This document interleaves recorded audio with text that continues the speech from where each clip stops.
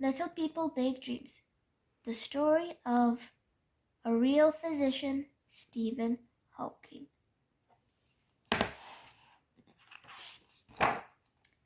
Little Stephen was born in Oxford, England, just as a great world war was raging.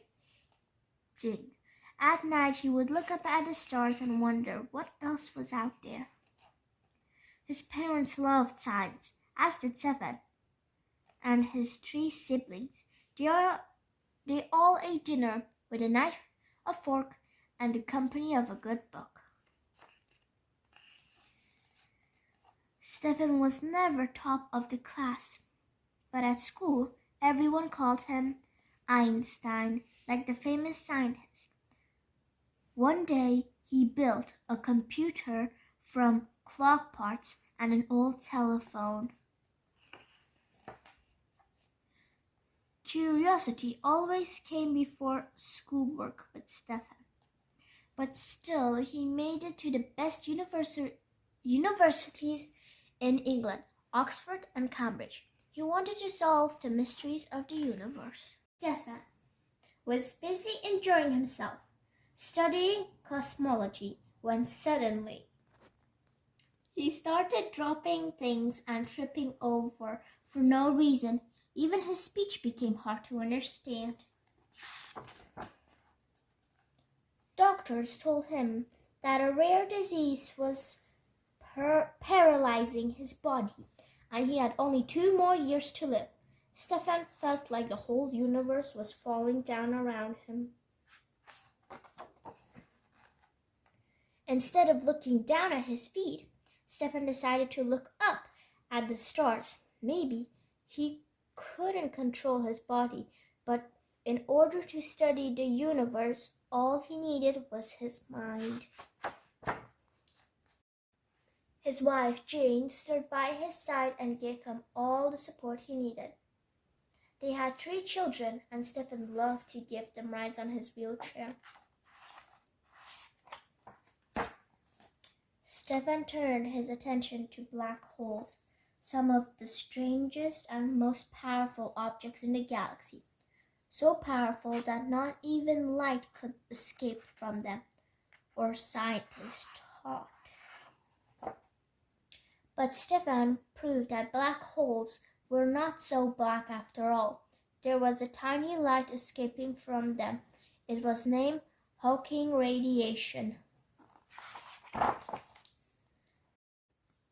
By this time, Stephen had lost his voice and found a new one with a robotic draw. With his new voice, he dictated a book that helped the world understand the meaning of the universe.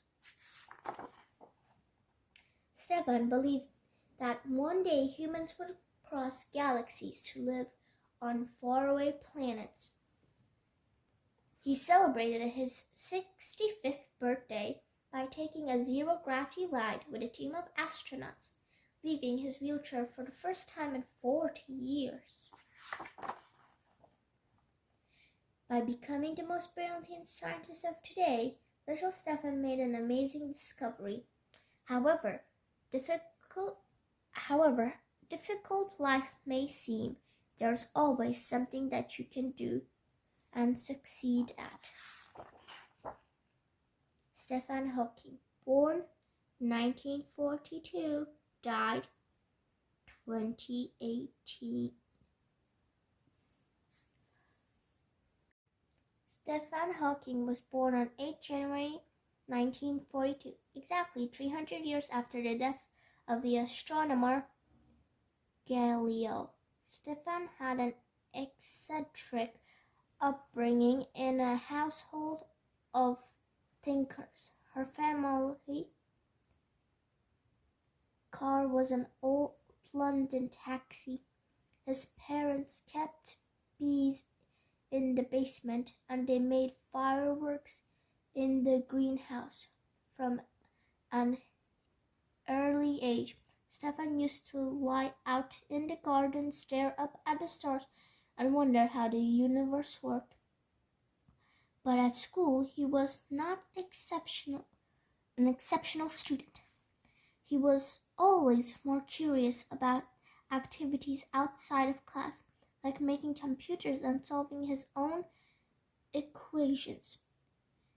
Despite this, Stephen's brilliant mind took him to Oxford University to study physics, age 17.